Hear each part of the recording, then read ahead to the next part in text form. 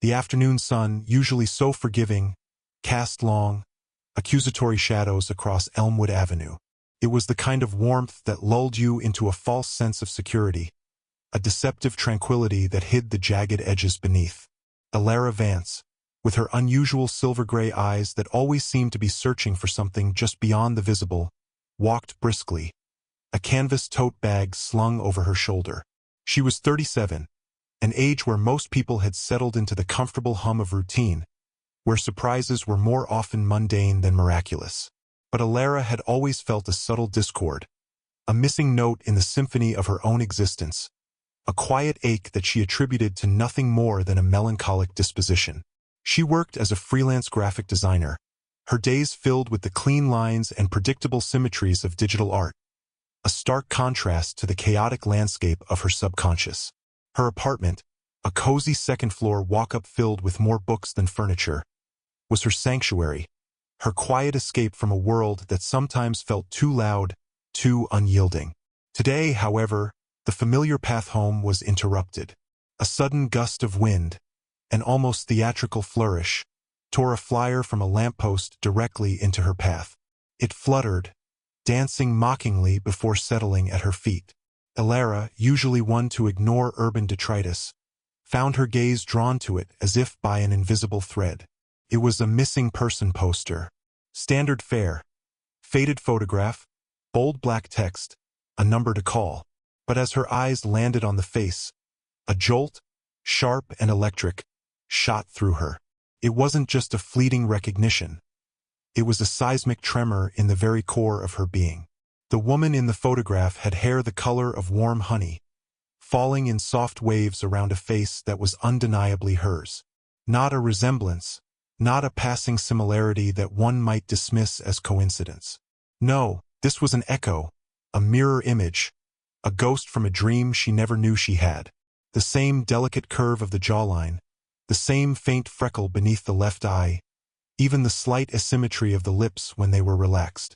And those eyes, those piercing, luminous silver-gray eyes. Her eyes. Elara's breath hitched. The canvas bag slipped from her shoulder, thudding softly onto the cracked pavement. Her heart hammered against her ribs, a frantic drum solo of disbelief and a horrifying, undeniable certainty. The name printed beneath the photograph, in stark, unforgiving letters, was Lena Thorne. Age, 37. Missing for 5 years. 5 years. A chasm of time, a void of silence. 37. The same age as Elara. 1,000 fragmented memories, vague sensations that she had always dismissed as childhood fantasies or isolated quirks, suddenly coalesced into a terrifying mosaic. A persistent feeling of being watched as a child, a phantom touch on her arm when no one was there, an inexplicable sense of sorrow on her birthdays. She had always been an only child, or so she was told.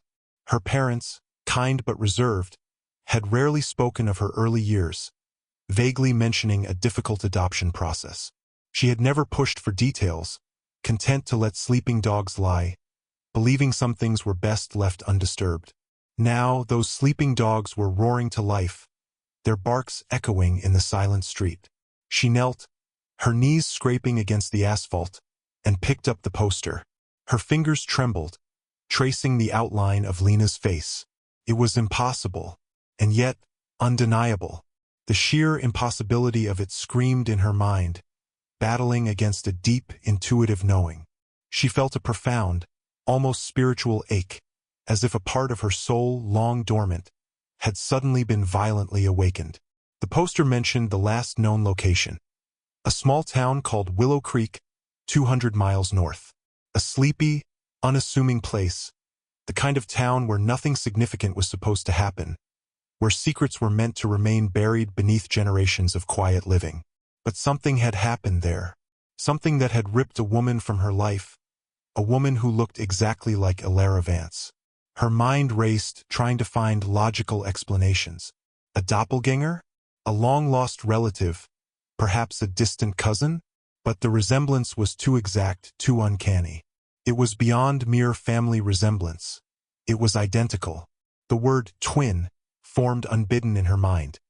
A terrifying, exhilarating whisper that threatened to unravel the very fabric of her reality. She stood slowly, clutching the poster as if it were a sacred artifact. The world around her, which minutes ago had been so ordinary, now felt charged with a sinister energy. Every shadow seemed deeper, every distant sound more ominous. She felt exposed, vulnerable, as if the universe had just played a cruel, elaborate trick on her, revealing a truth that was both a blessing and a curse. How could she have a twin sister she never knew existed? And how could that sister be missing, vanished without a trace for half a decade? The questions swirled, a chaotic vortex in her mind, pulling her deeper into an abyss of uncertainty. Her quiet life, carefully constructed to avoid drama and upheaval, was crumbling around her. She had always sought order, predictability. Now, she was staring into the face of utter chaos, a reflection of herself staring back from a missing person poster. She thought of her parents. They had always been loving, but there was an unspoken distance, a careful reticence when certain topics arose. Was this the secret they had guarded so fiercely? A twin sister, given away or stolen. The thought was a searing brand on her soul. The idea that her entire life, her identity, had been built on a foundation of omission, perhaps even outright deception, was sickening. The poster, still clutched tightly in her hand, felt heavy, not just with the weight of paper, but with the burden of an untold story, a story that was now irrevocably hers. She knew with a certainty that transcended rational thought that she would not turn away. Lena Thorne, her twin, missing. The words echoed, a relentless mantra in her mind. She had to find out what happened. She had to find her. The search, she realized with a cold dread, had just begun. And something told her, deep in her bones, that this journey would take her to places she never imagined, and reveal truths that might shatter everything she thought she knew about herself and the world. The night that followed the discovery of the poster was a blur of frantic energy and gnawing dread for Elara. Sleep was an impossible luxury. Her mind, usually so disciplined, was a chaotic storm of what-ifs and how could it be. Every quiet corner of her apartment seemed to whisper Lena's name. Every shadow seemed to hold the secrets of those 5 missing years. She meticulously searched online, typing Lena Thorne's name into every search engine, every social media platform she could think of. The results were scarce, chillingly so. A few old news articles from local Willow Creek papers mentioned the disappearance, painting a vague picture. Local woman vanishes without a trace. Police baffled by Lena Thorne case. No leads, no suspects, just a chilling void. The photos accompanying these articles were grainy, but undeniably, tragically, Lena. Her Lena. The next morning, Elara found herself driving north. The poster, now crinkled and worn from her desperate clutching, lying on the passenger seat like a morbid roadmap. Willow Creek. The name felt heavy on her tongue, a place that promised answers but also hinted at unspeakable truths. The journey was long, the landscape slowly shifting from the urban sprawl she knew to rolling hills and dense forests. Her initial plan was vague: go to the police, show them the poster, explain the impossible connection. But a creeping sense of unease, a gut feeling she couldn't ignore, told her to proceed with caution.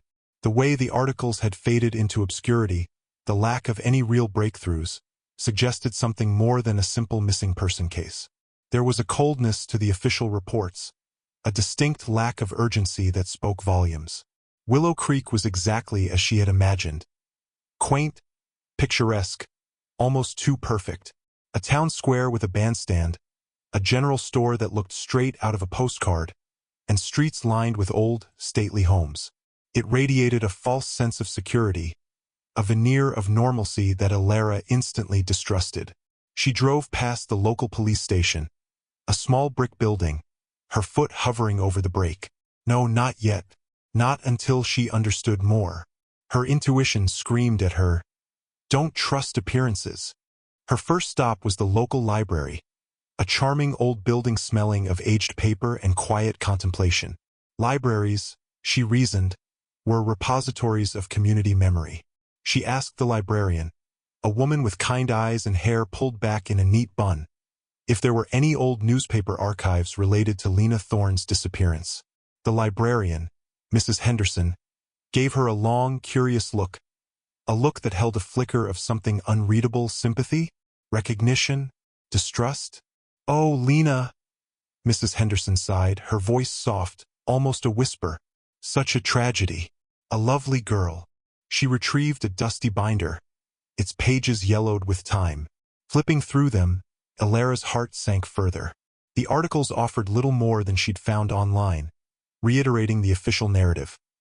Lena, a seemingly quiet artist, disappeared from her small cottage on the outskirts of town. No signs of forced entry, no struggle, just gone. A few interviews with neighbors, all expressing shock and bewilderment. But then, a subtle detail caught Elara's eye. A small, almost throwaway line in one of the articles, quoting a distant cousin of Lena's. She always kept to herself, a bit reclusive, but she had a strong connection to her past, always searching for something. Searching for what? Elara wondered. As she absorbed the information, Mrs. Henderson leaned closer, her voice dropping lower. "You know," she said, her gaze steady on Elara's face, "you bear quite a resemblance to her. Many people said Lena had very striking features.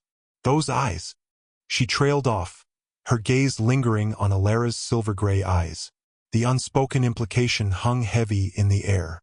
Elara felt a chill, despite the warm library. I think I might be her sister," Elara confessed, her voice barely a whisper. The words felt foreign, yet profoundly true. Mrs. Henderson's eyes widened, a mixture of shock and understanding. "My heavens," she breathed. "I always wondered if she had family." Lena never spoke of much family, you see. Just an old aunt who lived out of state, but they weren't close. She seemed alone, just like Elara had felt, even surrounded by her own loving, if reserved, family. Elara decided to press gently. "Do you know anything else about her? About her past? Her childhood?"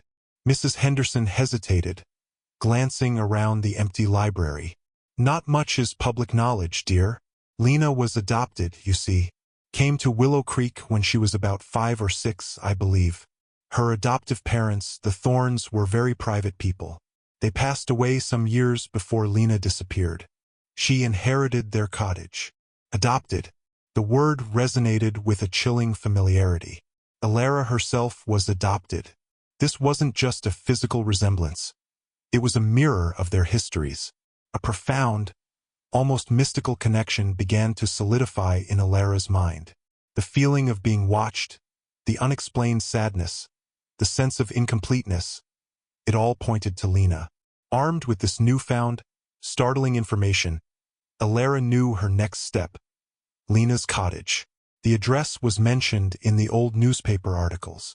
It was on the edge of town, surrounded by a thicket of overgrown trees. The sight of it made her stomach clench. It was a small, charming structure, but now it looked abandoned, windows dark and boarded up, paint peeling.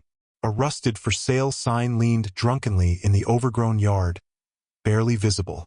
The air around it felt heavy, laden with unspoken stories. She circled the property, a trespasser on hallowed, tragic ground.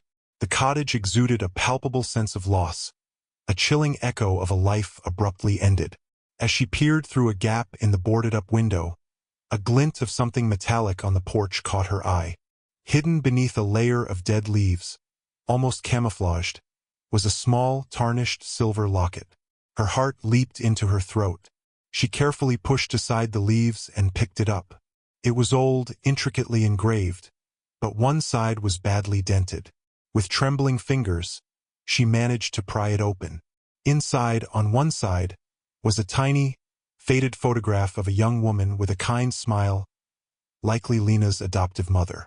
On the other side, however, there was nothing, just an empty space, a small indentation where another picture should have been.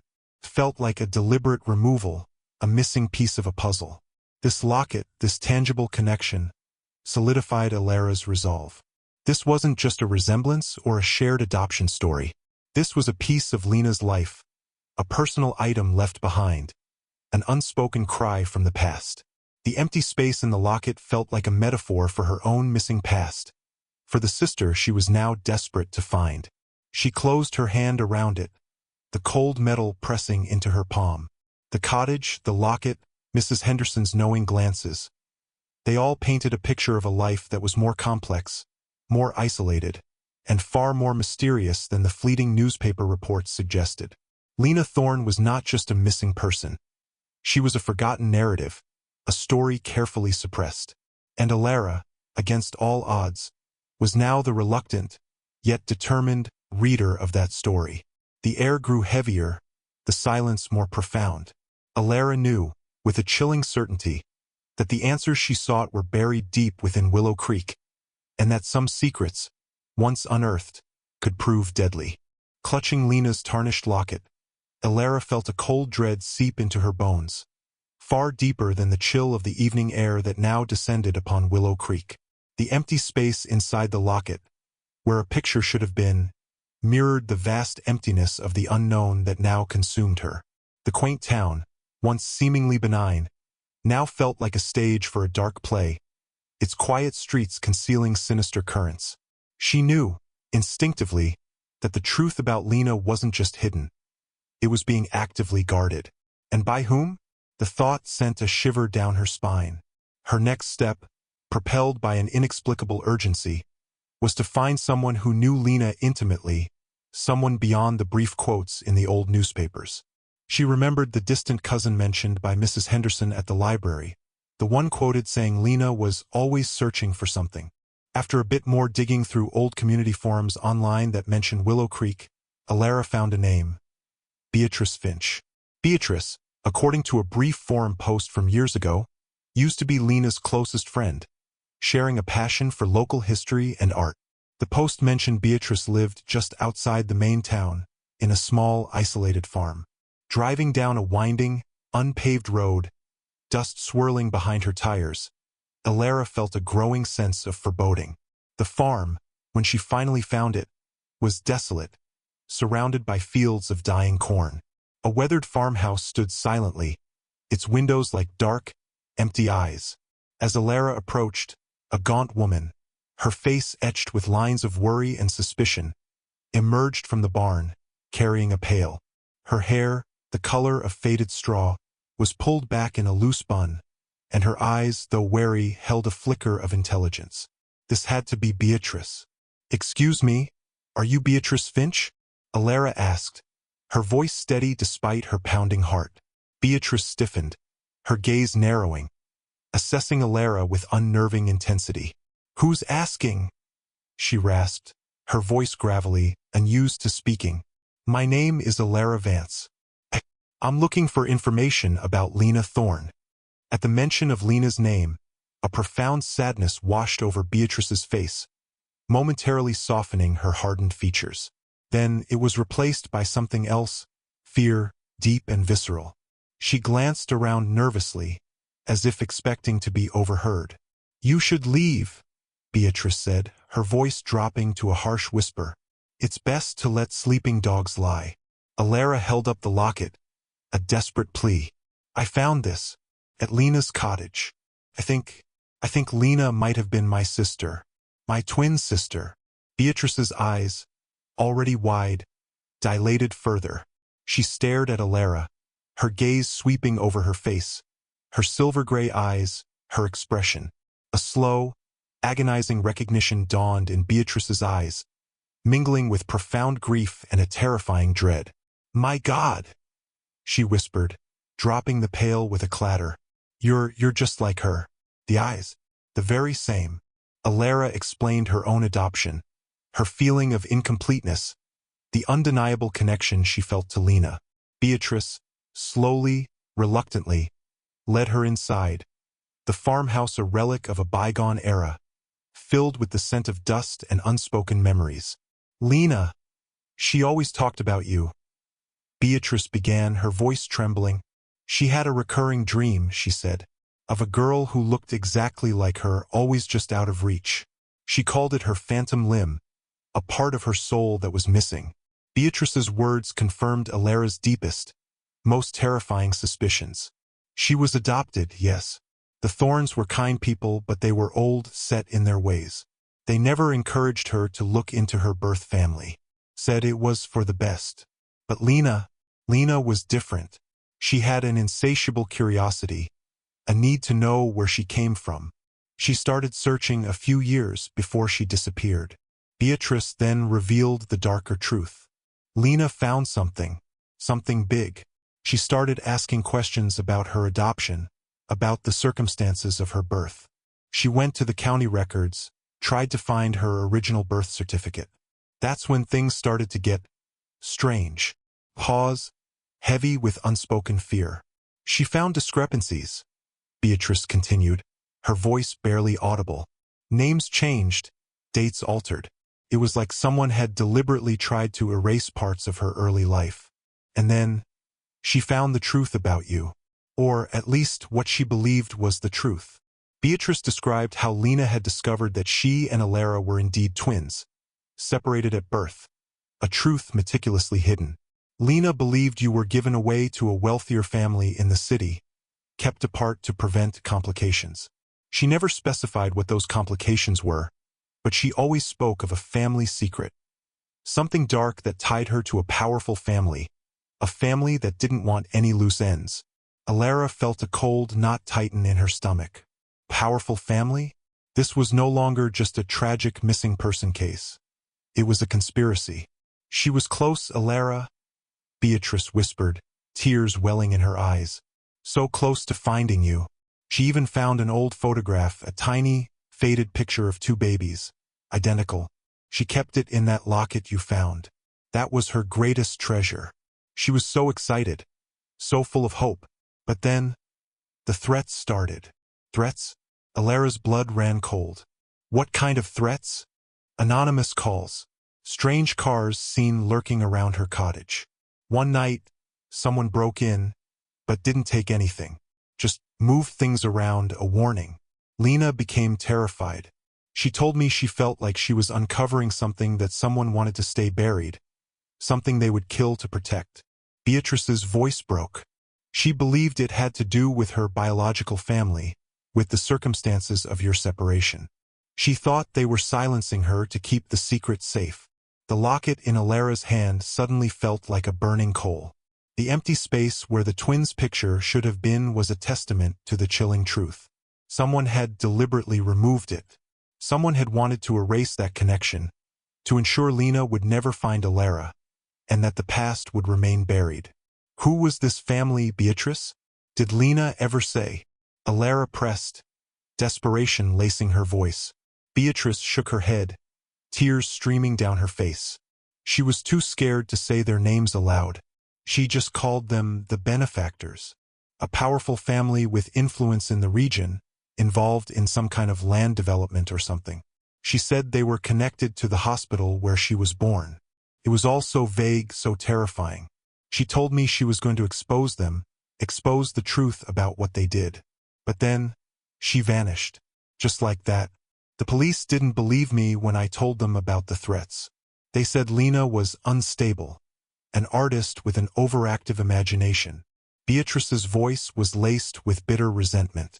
Elara felt a surge of cold fury. Unstable? Overactive imagination? This was a calculated cover-up.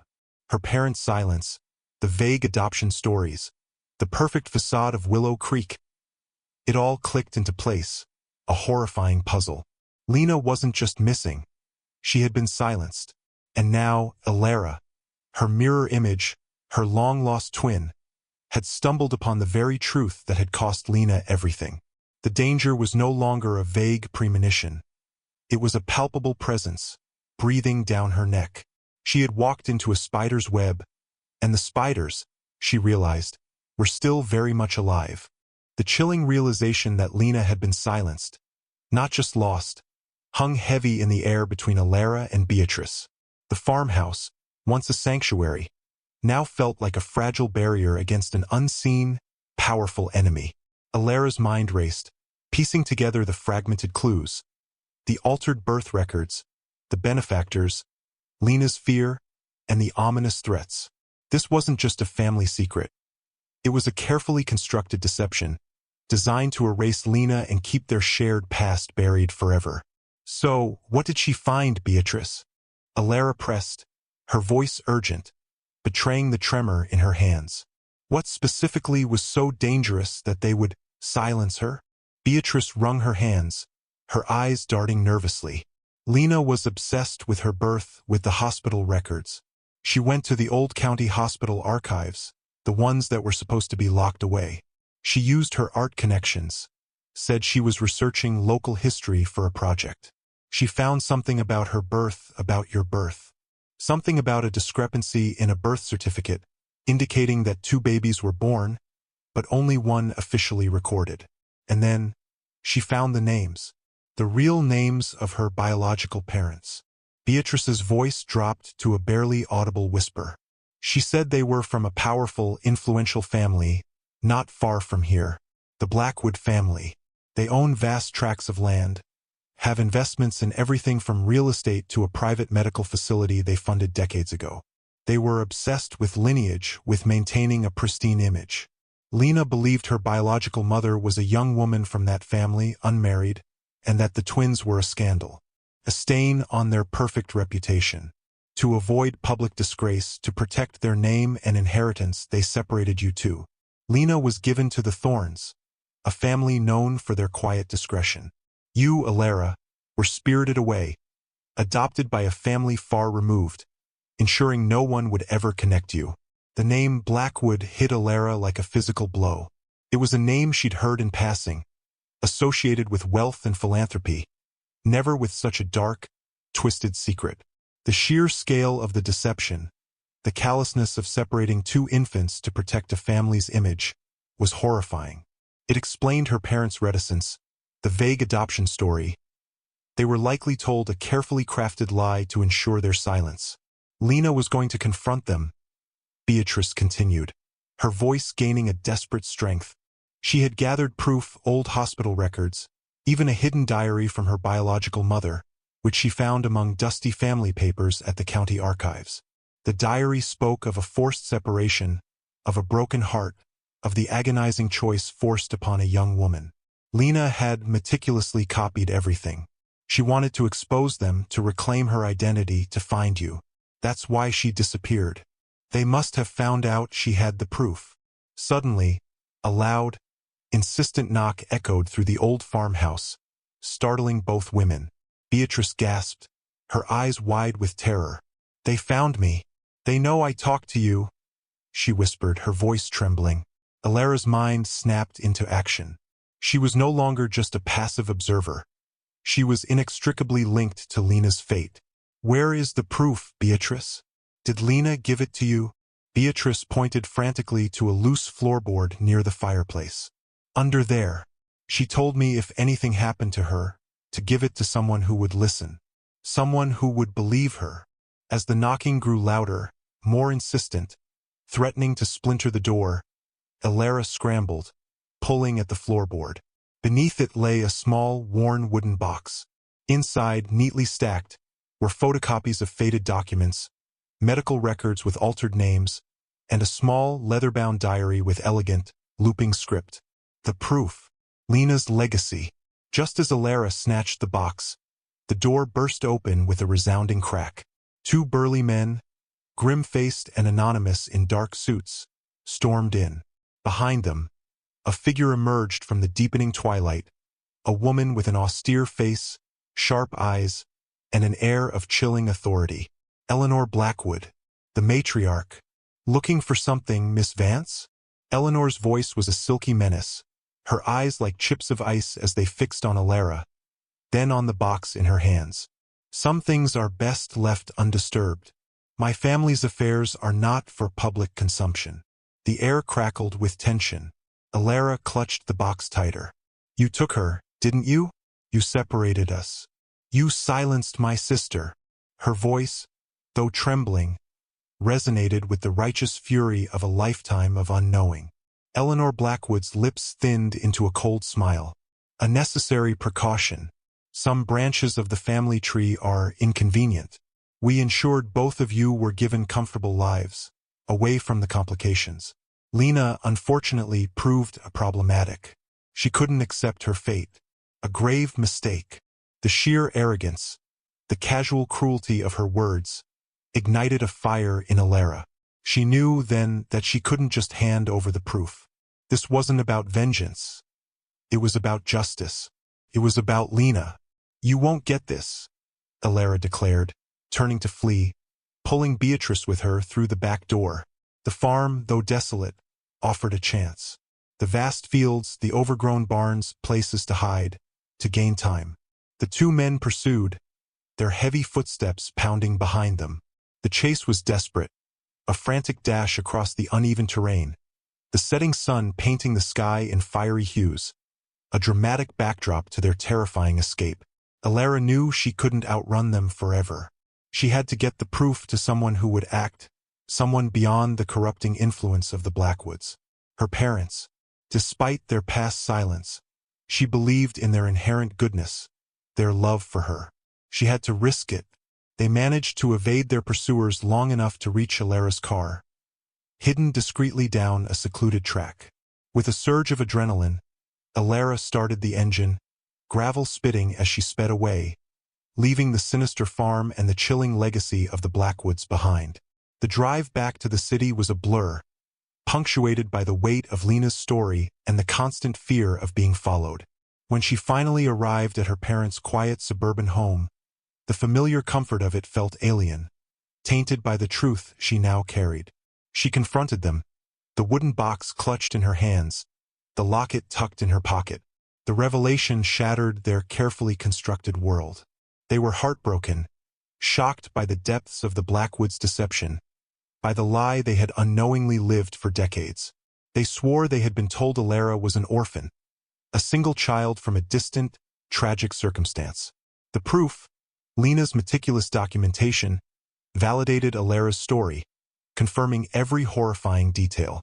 Armed with Lena's unwavering determination and the irrefutable evidence she had risked everything for, Elara went to the authorities, bypassing local channels and approaching federal investigators, presenting the full, terrifying narrative. The weight of Lena's sacrifice, her relentless pursuit of truth, fueled Elara's resolve.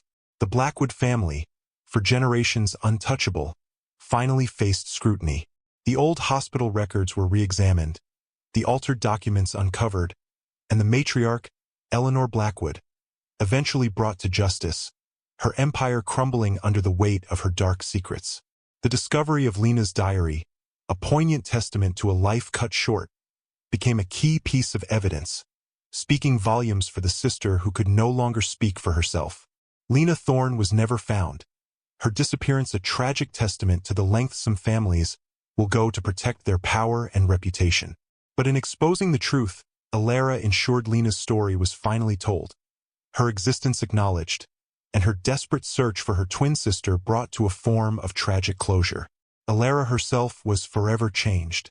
The missing note in her symphony had been found, albeit in a heartbreaking melody. She carried Lena's memory not as a burden, but as a profound part of her own identity. She had found her twin, not in person, but in truth, in the shared pain of a stolen past, and in the enduring power of a bond that transcended separation and even death. Her life, once quiet and predictable, was now imbued with a fierce purpose, a determination to live fully, for both herself and for the sister she had finally, tragically, found. The story of Elara and Lena is a stark reminder that beneath the calm surfaces of our lives, unimaginable truths can lie dormant, waiting for a single, unexpected moment to shatter everything we thought we knew. It's a testament to the resilience of the human spirit, the enduring power of family, and the desperate lengths we sometimes go to, not just to find ourselves, but to reclaim the lost pieces of our past. If this story, this journey into the hidden corners of identity and family secrets, resonated with you, if it made you feel the weight of Elara's search and the tragedy of Lena's truth, then please do me a favor.